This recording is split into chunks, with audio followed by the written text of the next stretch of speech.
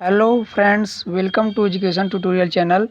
आज 22 सितंबर 2021 आज से रिलेटेड हम करंट अफेयर को देखेंगे। तो पहला प्रश्न हमारा क्या है कि G20 सम्मेलन, ठीक है, इसकी अध्यक्षता 2023 में कौन करेगा।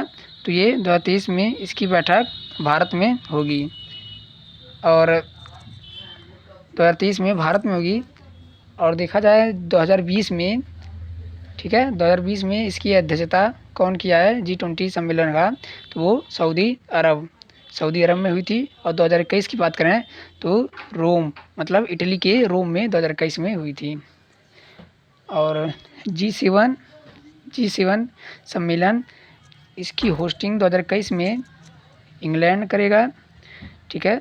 और 2022 में यूएसए में होने वाली थी, मतलब उसे स्थगित कर दिया गया क्योंकि कोविड-19 पेंडेमिक था। और ब्रिक्स की बात करते हैं तो ब्रिक्स में 5 देश हैं कुल, ठीक है, Britain, Russia, India, China, South Africa. BRICS की स्थापना 2001 में हुई थी जिसमें कुल 5 सदस्य थे।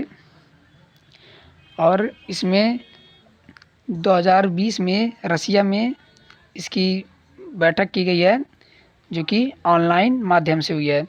और 2021 में कहाँ पर होगी, तो वो 2021 में ये इंडिया में होगी, ठीक है। और 2022 में चाइना में, और 2023 में कहाँ पर होगी, तो वो साउथ अफ्रीका में।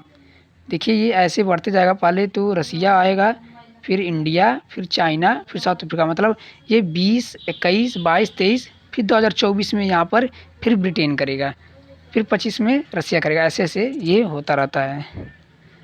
अगला प्रश्न क्या है, आसियान जो कि भारत मेंबर नहीं है, ठीक है। 36, 37 ये वियतनाम में हुआ है। और 38, 39 बंदरसिरी बागवान।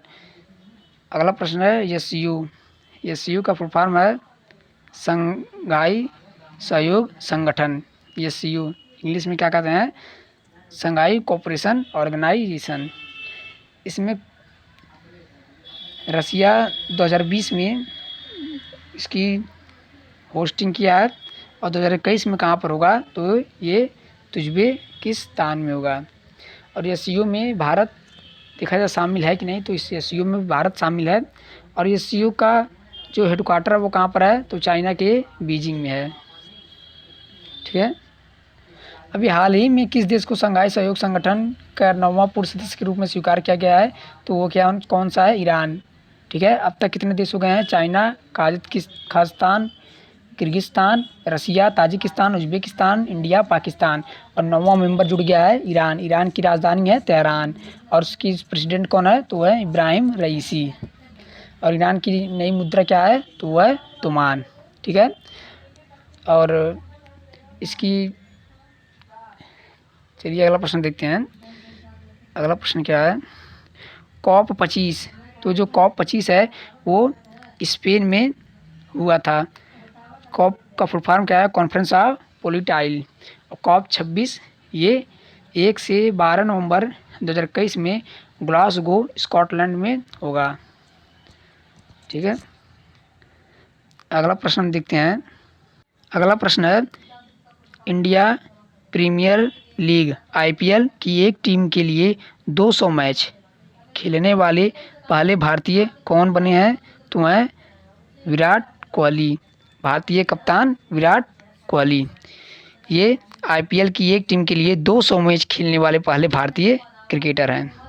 अगला प्रश्न क्या है, IPL 2021 में 14वें सीजन सबसे महंगे खिलाड़ी कौन थे, तो थे कृष्ण मौर्य।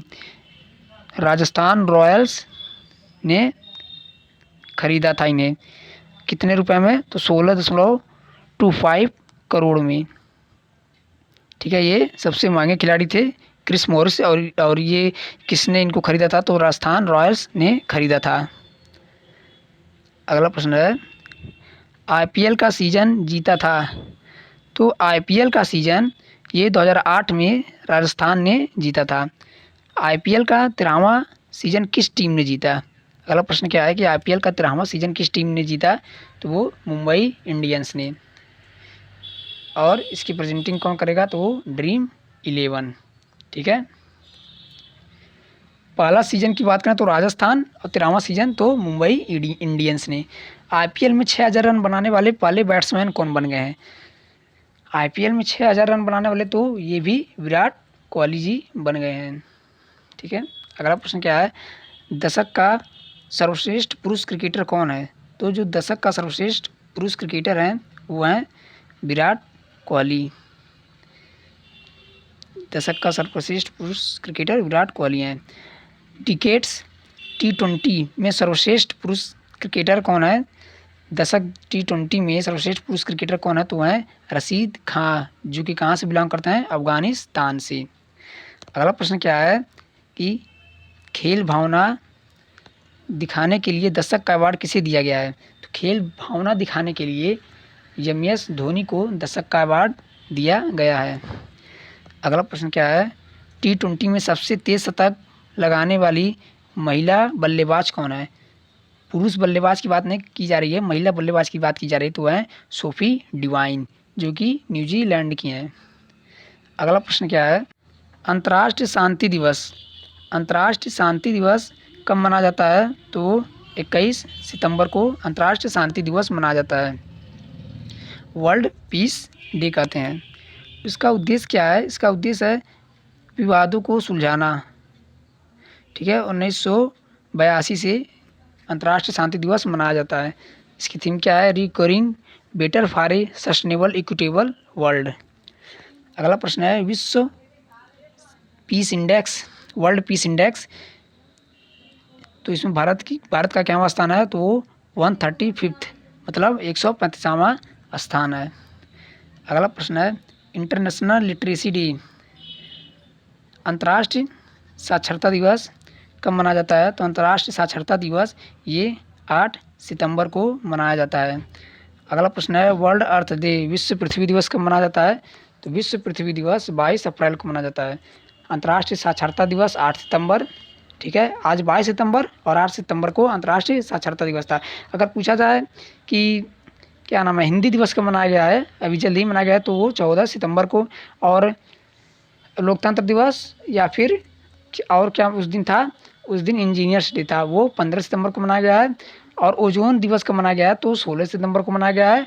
और पीएम नरेंद्र मोदी का जन्मदिन ये 17 सितंबर को था।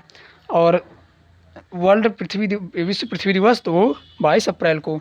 इसकी थीम क्या है? Restore our earth. ठीक है, अगला प्रश्न क्या है? वर्ल्ड वाटर डे, मतलब विश्व जल दिवस कब मनाया जाता है? तो वो 22 मार्च को। इसकी थीम क्या है? वैल्यूइंग वाटर, मतलब पानी की कीमत। जैव विविधता दिवस कब मनाया जाता है? तो वो 22 मई को। देखिए यहाँ पर ये 22 अप्रैल है और ये 22 मार्च है और ये 22 मई है। ठीक है, मार्च अप्रैल मई, पहले तो ये आ जाएगा, फिर ये आप याद करेंगे। पहले पानी की ज़रूरत होती है पीने के लिए, तो पहले पानी को देंगे। फिर जैव विविधता, मतलब यहाँ पर जो प्राकृतिक आएगा उससे रिलेटेड है जैव विविधता, तो वो अप्रैल के बाद, मार्च के बाद नहीं, यहाँ पर मार्च के बाद अप्रैल आता है ना, तो दूसरे पर अप्रैल है, मतलब पृथ्वी की ज़रूरत पड़ेगी। पानी के बाद हमें रहने के लिए पृथ्वी चाहिए, तो 22, फिर जैव विविधता 23। ऐसे आप कुछ करके इसको याद मतलब कर सकते हैं, आप अपने आप से बना सकते हैं इसको। आगे प्रश्न क्या है? समुद्र शक्ति ये बहुत ही इम्पोर्टेंट है। ठीक है, ये इतना आप याद कर लीजिए, बहुत ही इम्पोर्टेंट है। क्योंकि जो समुद्र शक्ति है वो किसके बीच युद्ध अभ्यास है? तो ये एक नेवी एक्सरसाइज है। ठीक है, इंडिया और इंडोनेशिया के बीच समुद्र शक्ति इंडिया और इंडोनेशिया के बीच होता है। और इसमें क्या है कि इसका आयोजन सुंडा चैनल इंडोनेशिया में है, वहाँ पर होगा। मतलब इसका आयोजन कहाँ पर होगा? तो वो सुंडा चैनल में होगा, जो कि कहाँ पर है? इंडोनेशिया में है। और INS शिवालिक और INS किडमैथ ने भारत की तरफ से भाग लिया है। जो समुद्र शक्ति इंडिया इंडोनेशिया नेवी एक्सरसाइज है, उसमें भारत की तरफ से INS शिवालिक और INS किडमैथ ने भाग लिया है। गरुड़ शक्ति एक्सरसाइज भी किसकी है? तो ये इंडोनेशिया की है। ठीक है, और अगर हम बात करें हैंड इन हैंड एक्सरसाइज तो ये चाइना की है। शक्ति एक्सरसाइज तो ये फ्रांस की है। डेजर्ट नाइट एक्सरसाइज तो ये फ्रांस की है। और वरुण एक्सरसाइज नेवी एक्सरसाइज है, ये भी भारत पाकिस्तान की है। और सिलिनेक्स एक्सरसाइज मित्र शक्ति ये दोनों भारत श्रीलंका के बीच होती है। और सिम्बैक्स सिंगापुर में होती है। SIMBEX Singapore, सिलिनेक्स Sri Lanka. और नेपाल भारत सूर्य किरण जो भारत नेपाल है उसके बीच कौन सी एक्सरसाइज होती है, तो सूर्य किरण होती है। ठीक है, ये इतना हो गया। और यूएसए में तो आप जानते होंगे कि युद्ध व्यास और वज्र प्रहार ये 2 एक्सरसाइज होती हैं इंडिया और यूएसए से। और अलग से मैं वीडियो बना दूंगा बायलैटरल एक्सरसाइज का। और देखिए यहाँ पर जो इंडोनेशिया की राजधानी है वो जाकारिन है, जाकार्ता है। जाकार्ता जो है इंडोनेशिया की राजधानी है। अगला प्रश्न है, माउंट सिनाबुंगा और माउंट मारापी ज्वालामुखी कहाँ विस्फोट हुआ है। ये 2 यहाँ पर ज्वालामुखी हैं, माउंट सिनाबुंगा और माउंट मारूपी। ठीक है, ये कहाँ पर विस्फोट हुआ है, तो इसका विस्फोट हुआ है इंडोनेशिया के सुमात्रा द्वीप पर।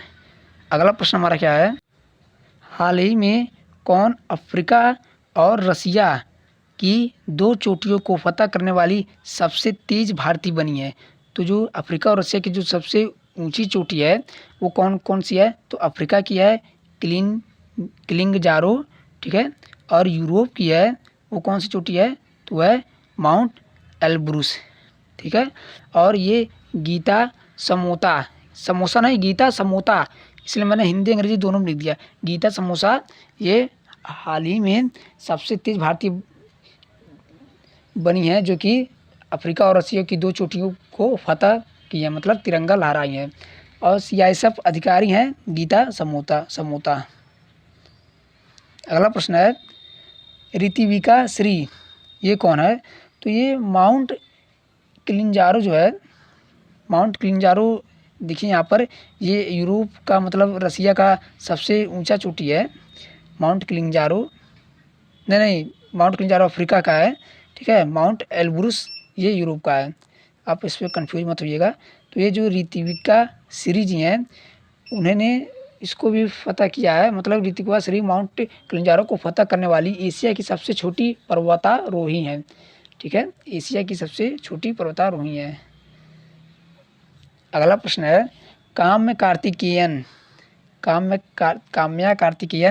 जो कि माउंट एक्वांगुआ, काम्य कार्तिकेयन ने चढ़ाई की है कहाँ पर, माउंट एक्वांगुआ पर जो कि साउथ अमेरिका की सबसे ऊंची चोटी है।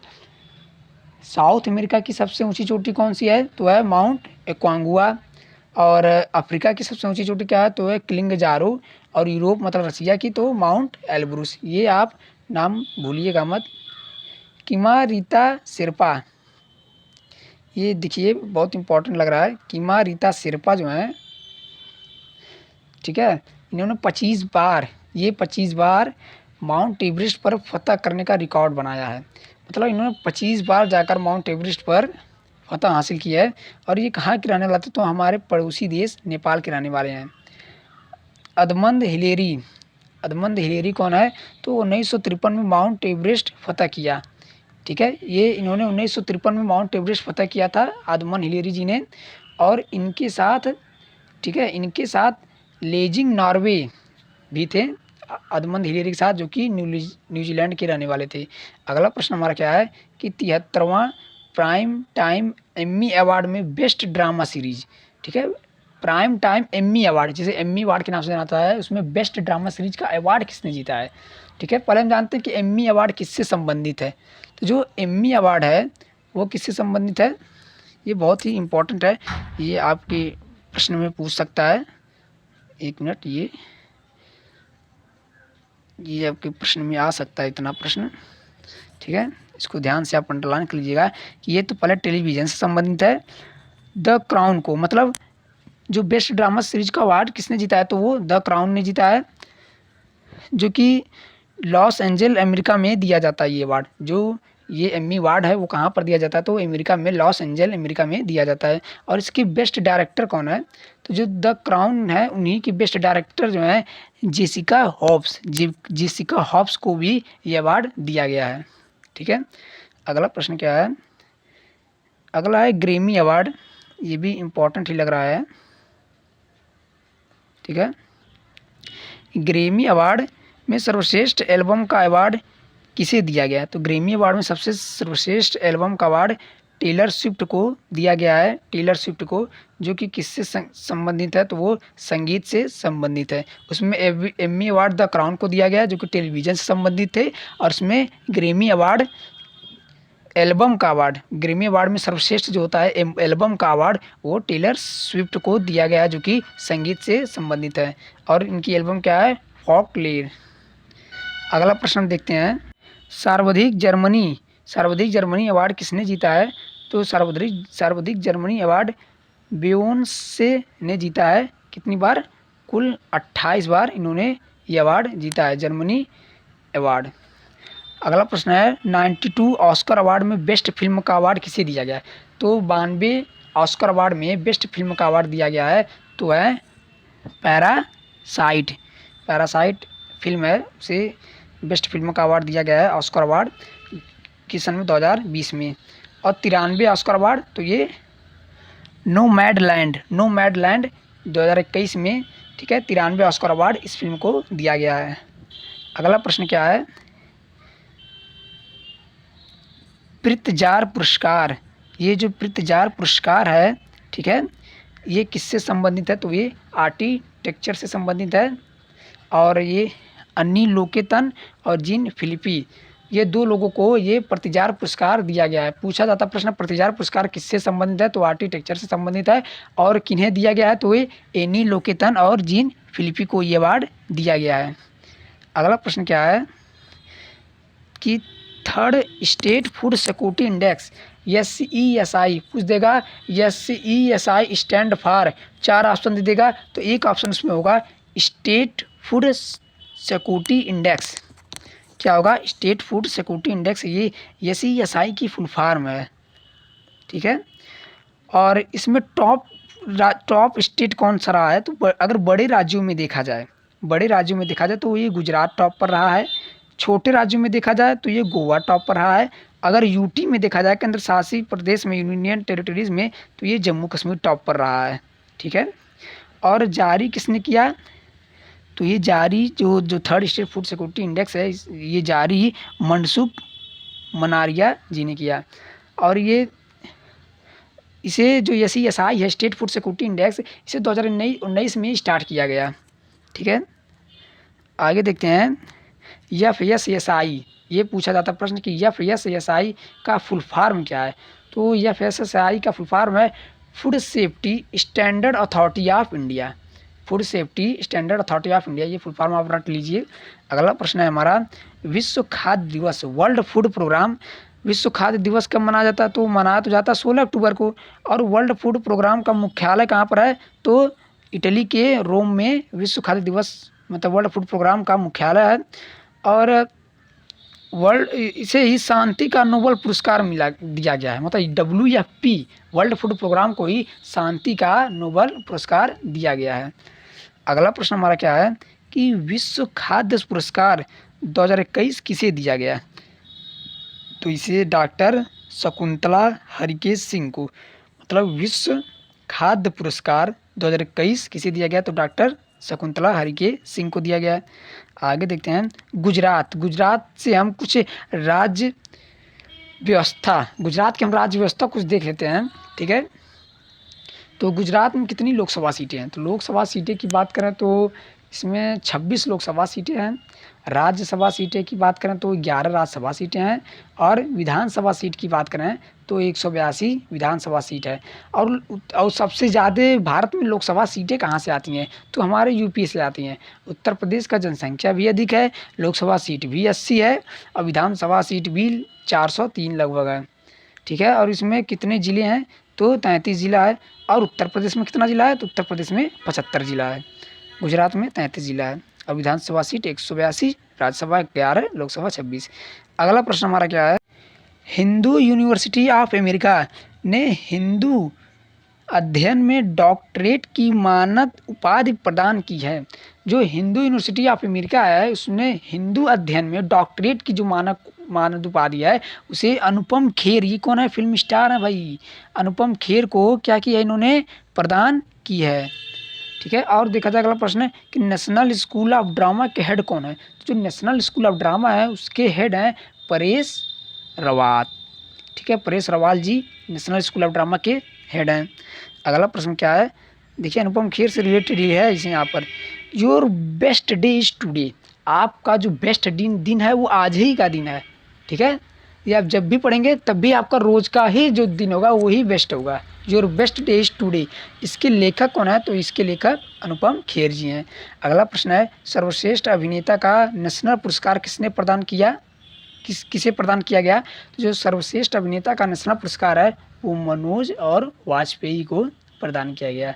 अगला प्रश्न क्या है, दिलीप कुमार को किस नाम से जाना जाता है।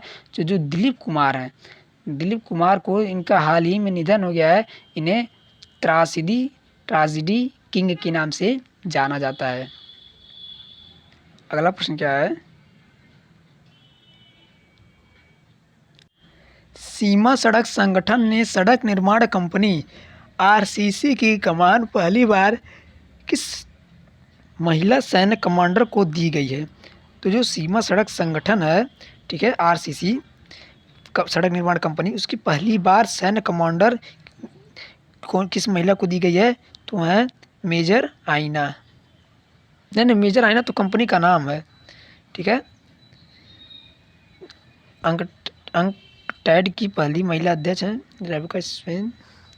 देखिए बीआरओ जो बोर्ड रोड ऑर्गेनाइजेशन है, इसकी स्थापना 1960 में हुई थी। इसका मुख्यालय कहाँ पर है, तो इसका मुख्यालय दिल्ली में है, इसका मुख्यालय दिल्ली में है। और रक्षा मंत्रालय जो है ये इसकी अध्यक्षता करता है, मतलब रक्षा मंत्रालय के ही देखरेख में रहता है। रोड कंस्ट्रक्शन कंपनी है मेजर आइना।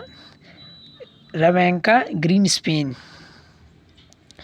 अंकटाड की पहली महिला अध्यक्ष हैं। ठीक है, जो रेबेका ग्रीनस्पैन है वही अंकटाड की पहली महिला अध्यक्ष हैं। नागोजी ओंकोजी इबेला, ये क्या है, नागोजी ओंकोजी इबेला, ये विश्व व्यापार संगठन की पहली महिला महानिदेशक है। पहली महिला महानिदेशक कौन है, तो नागोजी ओंकाजी इबेला।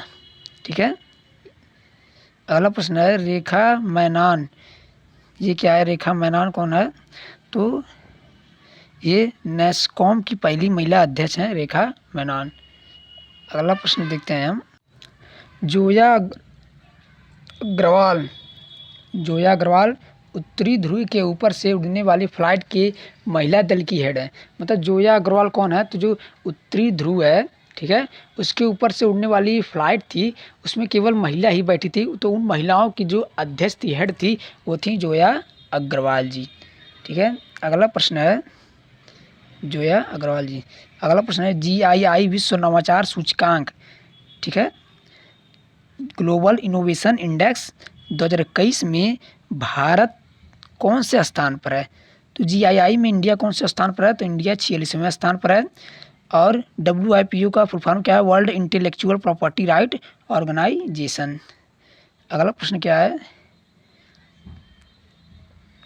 अगर देखा जाए तो HDI ह्यूमन डेवलपमेंट इंडेक्स में इंडिया की रैंकिंग कितनी है, तो ये 131वां रैंकिंग है इंडिया का। और ईज ऑफ डूइंग बिजनेस में तो ये 63वां रैंकिंग है भारत का। और वैश्विक भूखमरी सूचकांक ग्लोबल हंगरी इंडेक्स में 94th रैंक है भारत का। और वर्ल्ड साइबर सिक्योरिटी इंडेक्स में भारत की रैंक कितनी है, तो ये 10वीं रैंक है। और फिनो पेमेंट बैंक की ब्रांड एम्बेसडर कौन है, तो ये है पंकज त्रिपाठी जी, ये फिनो बैंक के ब्रांड एम्बेसडर बनाए गए हैं। आटाकामा मरुस्थल कहाँ पर है, तो ये आटाकामा मरुस्थल पेरू चिली में है। अगला प्रश्न क्या है, टीटीकाका झील ये कहाँ पर है, तो ये पेरू और बोलीविया में है। लानूज घास ये वेनुजुला के मैदान में पूछा जाता है, वेनुजुला के मैदान में कौन सा घास है, तो लानूज घास है। पैसिफिक ओशन और अटलांटिक ओशन कौन सा देश सीमा बनाता है, मतलब पैसिफिक ओशन और अटलांटिक ओशन से कौन सा देश सीमा बनाता है, तो कौन सा देश है, तो वह आपका कोलंबिया। ठीक है, वह आपका कोलंबिया। कोलंबिया देश है। Thank you friends. अगर आप ऐसी वीडियो पाना चाहते हैं तो हमारे चैनल को सब्सक्राइब करें।